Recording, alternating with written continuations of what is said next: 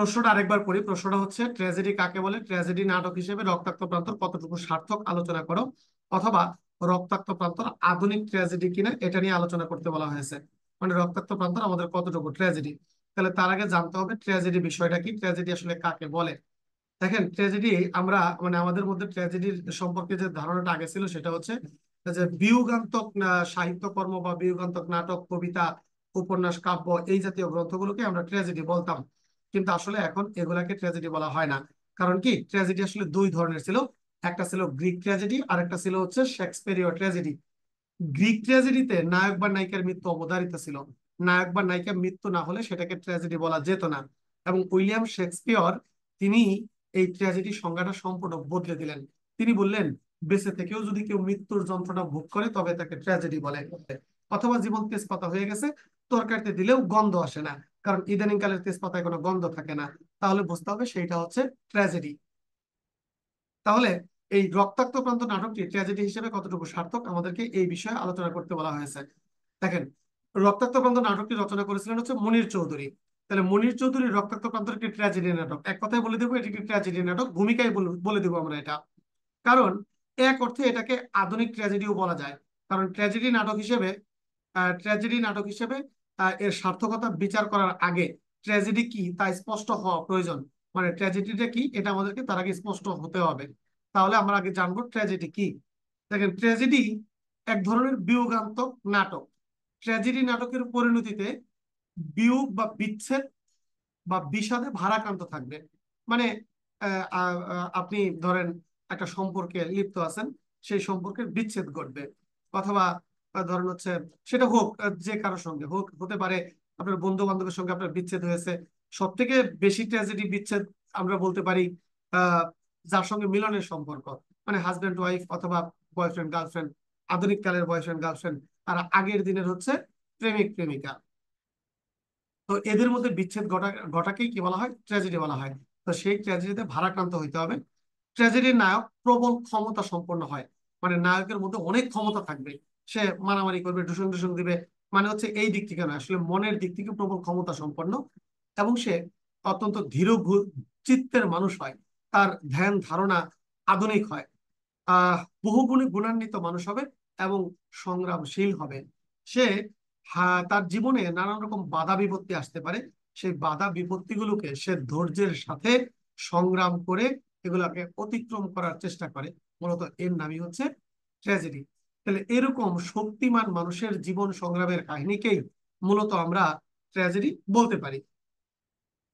আমরা এখানে আরেকটু বলতে পারি যে গড়পরতা মানুষের কাহিনী কখনো ট্র্যাজেডি রচনার উপযুক্ত নয়। গড়পরতা মানে হচ্ছে সাধারণ মানুষ। মানে সাধারণ মানুষের জীবনের কাহিনী কখনো ট্র্যাজেডি নয়। জীবনে যা কিছু আছে খালি মেনে নিয়েছেন। ধরেন যা যত দুঃখ কষ্টই আসুক আপনি মেনে নিয়েছেন। মনে করেন এই যে নিবন্ধন পরীক্ষা দিচ্ছেন, এখানে হয়তো কেউ কেউ পাশ করবেন, কেউ কেউ ফেলও করতে পারেন। ফেল করাটাকে আপনি স্বাভাবিকভাবে মেনে নিয়েছেন, এটাকে বলে গড়পরতা। তা আপনাকে চেষ্টা করতে হবে। আপনি সর্বোচ্চ চেষ্টা করে যখন আপনি সফল কাম না হতে পারবেন, তখন সেটাকে আপনি ট্র্যাজেডি বলতে পারেন। আপনি পরিশ্রমই করেননি, ভাগ্যের উপর দোহাই দিয়ে বসেছিলেন যে ভাগ্যে যা আছে তাই হবে, এইটাকে কখনো ট্র্যাজেডি বলা যায় না। এই জন্য বলা হলো গড়পড়তা মানুষের কাহিনী কখনো ট্র্যাজেডি রচনার জন্য উপযুক্ত নয়। তাহলে ট্র্যাজেডি রচনার জন্য উপযুক্ত কোনটা? ট্র্যাজেডি হচ্ছে আপনি চেষ্টা করবেন, হাজার চেষ্টা করেও যখন সফল না হবেন, তখন আমরা সেটাকে ট্র্যাজেডি বলবো। এবং সেই জাতীয় মানুষের জন্য হৃদয়ে আফসোস জন্মে, মনে করুণ রসের জন্ম হয়, এবং তার জন্য পাঠক হৃদয়ে এক ধরনের হাহাকার সৃষ্টি হয়। ইস, এই যে ইস শব্দটি যার জন্য করা হলো, মূলত সেই হচ্ছে ট্র্যাজেডি। যদি কারো জন্য ইস শব্দটি করা না হয়, তাহলে আমরা কখনোই সেইটাকে ট্র্যাজেডি বলি না বা বলতে পারি না। তার মানে আপনার মধ্যে এই ইস শব্দটির সৃষ্টি হতে হবে, মানে ইস শব্দের জন্ম হতে হবে। ইস শব্দের যদি জন্ম হয়, তাহলে আপনি সেটাকে কি বলবেন? ট্র্যাজেডি বলবেন। এই জন্যই বলা হলো গড়পড়তা মানুষের জীবন কাহিনী নিয়ে কখনো ট্র্যাজেডি হতে পারে না। তাহলে ট্র্যাজেডি হইতে গেলে মানে আপনাকে অসম্ভব ক্ষমতা সম্পন্ন, মানে হৃদয়ের অধিকারী হতে হবে, তবেই আপনি সেটা ট্র্যাজেডি বলতে পারবেন। নচেত আপনি কখনোই সেটাকে ট্র্যাজেডি বলতে পারবেন না। তাহলে ট্র্যাজেডি হওয়ার জন্য আমাদের এরকমটাই হওয়া লাগবে। দেখেন তারপরে কি বলা হলো, তারপরে বলা হচ্ছে যে ট্র্যাজেডির নায়ক অন্তর্দ্বন্দ্ব ও বহির্দ্বন্দ্বে ক্ষত বিক্ষত হয়। মানে ট্র্যাজেডিতে যে নায়কটা থাকবে, মানে যার জীবন কাহিনী নিয়ে আপনি ট্র্যাজেডি রচনা করবেন, সে অন্তর্দ্বন্দ্ব এবং বহির্দ্বন্দ্ব এই দুই দ্বন্দ্বে ক্ষত বিক্ষত হবে তার হৃদয়। সে প্রচন্ড আঘাত পাবে, তার ভেতরে বাইরে কোনো জায়গায় সুখ থাকবে না, শান্তি থাকবে না। সে সর্বদা মানে অসম্ভব শক্তির সঙ্গে মানে চেষ্টা করবে নিজেকে টিকিয়ে রাখার। এবং এই সমস্ত জীবন সংগ্রামে সে যখন পরাজয় বরণ করে, পরাজয় বরণ করে নিতে বাধ্য হয়, আমরা তখন তাকে ট্র্যাজেডি বলতে পারি। সমালোচকের ভাষায় রঙ্গমঞ্চের নায়ক বা নায়িকার গতিমান জীবন কাহিনী দৃশ্য পরম্পরা উপস্থাপন করতে যে নাটক দর্শকের হৃদয়ে এক ধরনের ভীতি ও করুণার প্রশমন করে, মূলত আমরা তাকে ট্র্যাজেডি বলে থাকি। তাহলে ট্র্যাজেডি হওয়ার জন্য আমাদের এই জিনিসটা অত্যন্ত গুরুত্বপূর্ণ, এই জিনিসটা লাগবে। এইটা না হলে আমরা কখনোই তাকে কি বলতে পারি না, ট্র্যাজেডি বলতে পারি না। এই জন্যই আমাদের উইলিয়াম শেক্সপিয়ারের মতে তাহলে নায়ক বা নায়িকা সর্বদা ভাগ্যের কাছে গিয়ে পরাজিত হবে, কিন্তু চেষ্টা করবে, অসম্ভব রকম চেষ্টা করবে। চেষ্টা করে যখন সে না পারবে তখন আমরা সেটাকে ট্র্যাজেডি বলি। তাহলে আমরা আজকে আলোচনা করতেছি কিন্তু রক্তাক্ত প্রান্ত নাটকটি ট্র্যাজেডি হিসেবে কতটুকু সার্থক, মানে এই এই আলোচনাটা করতেছি। তাহলে এইটাকে বুঝতে গেলে আমাকে প্রথমে বুঝতে হলো ট্র্যাজেডি জিনিসটা কি। তাহলে ট্র্যাজেডির দুই ধরনের সংজ্ঞা। একটা হচ্ছে নর্মালি মরে গেলে বা বিয়োগান্তক হলে সেটাকে ট্র্যাজেডি বলি, কিন্তু প্রকৃতপক্ষে ট্র্যাজেডি হতে গেলে তার নায়ক নায়িকা চেষ্টা করবে, অন্তর্দ্বন্দ্বে বহির্দ্বন্দ্বে ক্ষত বিক্ষত হবে এবং শেষ পর্যন্ত ভাগ্যের কাছে পরাজিত হবে। ভাগ্যের কাছে পরাজিত হলে তারপরেই সে কি হবে, সে হচ্ছে আপনার মানে ট্র্যাজেডি হবে। তাহলে ট্র্যাজেডিতে নায়কের ব্যক্তিগত দুর্বলতা বা সামান্য ভুল ত্রুটির জন্য তার পতন ঘটবে। মানে ট্র্যাজেডিতে নায়ক বা নায়িকার সামান্য দুর্বলতা থাকবে, সামান্য দুর্বলতা, সেই দুর্বলতার কারণেই কিন্তু মূলত সে তার জীবনের পতন ঘটবে। দেখেন, কখনো কখনো দৈব বা ভাগ্য বিড়ম্বিত হয়ে সে করুণ পরিণতির মুখোমুখি হয়। নাট্যকার বিশেষ গুরু গম্ভীর ভঙ্গিতে নায়কের জীবনের নিদারুণ বেদনাকে রূপদান করে। তাই একদিকে তার নিজের সঙ্গে নিজের দ্বন্দ্ব, অন্যদিকে তার বাইরের বিভিন্ন ঘটনা তাকে পরাজয়ের দিকে ঠেলে দিবে। এবং এই যে তার ভিতরে যে দ্বন্দ্ব, এই দ্বন্দ্বের কারণে তার হৃদয় যে ক্ষত বিক্ষত হতে পারে বা পতন হতে পারে বা পরাজয় অনিবার্য হয়ে উঠতে পারে, হয়ে উঠে, তখনই আমরা তাকে ট্র্যাজেডি বলি। মৃত্যুই একমাত্র মানে ট্র্যাজেডির পরিণতি নয়। মানে মৃত্যুর মাধ্যমেই যে একজন মানুষের জীবনে ট্র্যাজেডি নেমে আসবে তা কিন্তু নয়। বেঁচে থেকেও যদি মৃত্যুর যন্ত্রণা বা মৃত্যুর অধিক যন্ত্রণা কেউ ভোগ করে, তবে আমরা তাকে ট্র্যাজেডি বলি।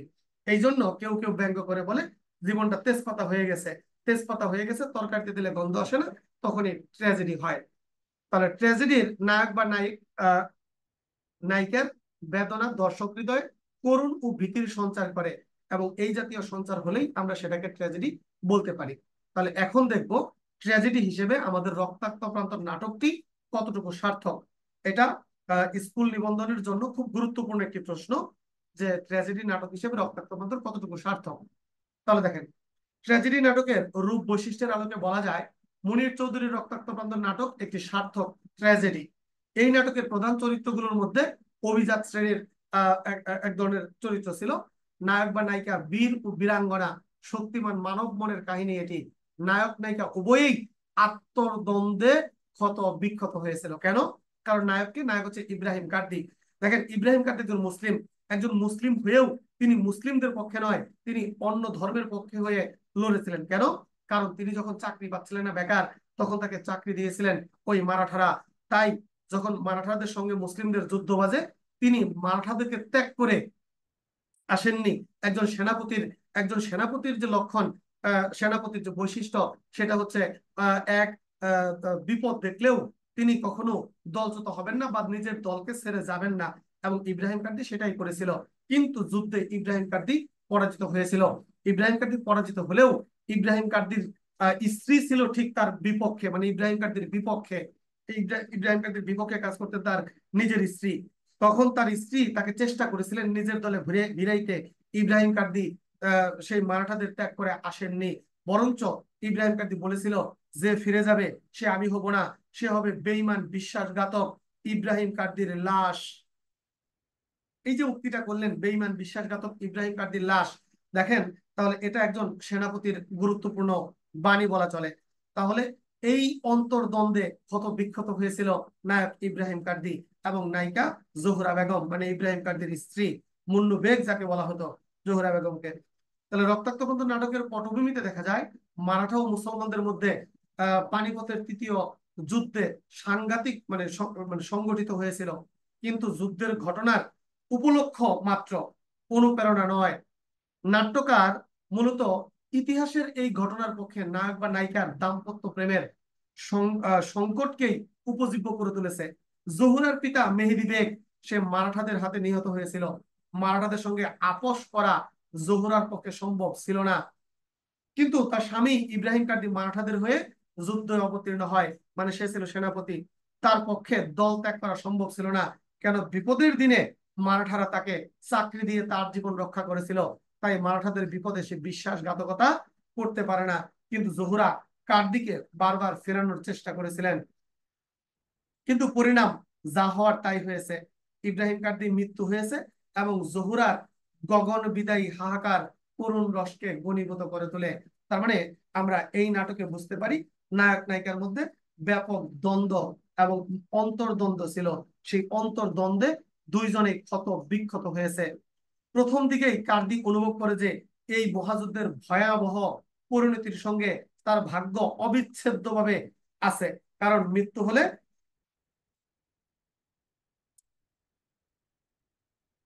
তার মৃত্যু হলে, মানে মৃত্যু হতেই পারে, তার মৃত্যু অবসাম্ভিক, তার মৃত্যু হতেই পারে। তার কারণ হচ্ছে সে আপনার হচ্ছে যেহেতু মারাঠাদের হয়ে যুদ্ধ করতেছে, তাই তার মৃত্যু হতে পারে।